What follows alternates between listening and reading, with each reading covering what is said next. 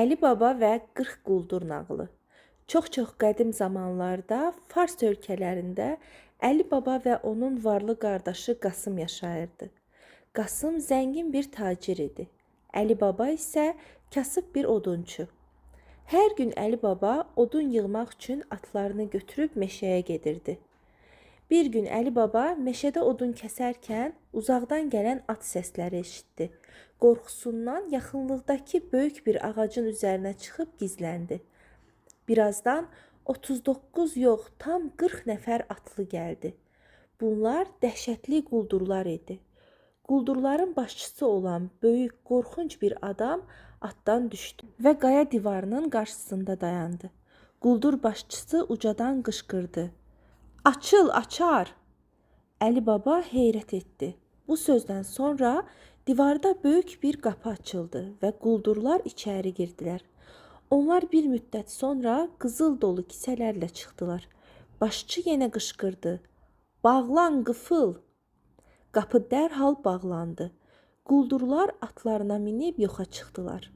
Əli Baba qorxmadan ağacdan düşdü və qaya divarına yaxınlaşdı.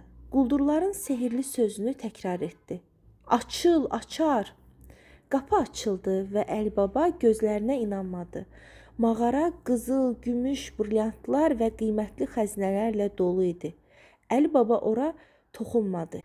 Yalnız bir neçə kisə qızıl götürdü. Çünki çox tamahkar olmaq istəmirdi. O kənara çıxıb, bağlan qıfıl dedi. Əli Baba dərhal evə qayıtdı. O, götürdüyü qızılla kasıb ailəsini varlı etdi. Əli Babanın qardaşı Qasım isə çox varlı, amma tamahkar idi. O, Əli Babanın necə birdən-birə varlandığını öyrənmək üçün ona israr etdi. Əli Baba hər şeyi danışdı, amma Qasımı xəbərdar etdi. Çox qızıl götürmə. Qasım dərhal meşəyə getdi, sehirli sözü deyib mağaraya girdi. O qızılları yığmağa başladı və öz tamahkarlığından başını itirdi. Mağara ağzında durub çıxış sözünü xatırlamağa çalışanda qəflətən yaddan çıxdı. Qasım mağaradan qızıllara baxaraq panikaya düşdü. Bu zaman quldurlar qayıtdılar. Onlar mağarada Qasımı görüb dərhal onu öldürdülər. Əli Baba qardaşının yoxa çıxdığını bilib mağaraya getdi və Qasımın cəsədini tapdı. Əli Baba evində Mərcanə adlı ağıllı bir qulluqçu vardı. Mərcanə Qasımın cəsədini heç kimin bilmədiyi şəkildə dəfn etməyə kömək etdi.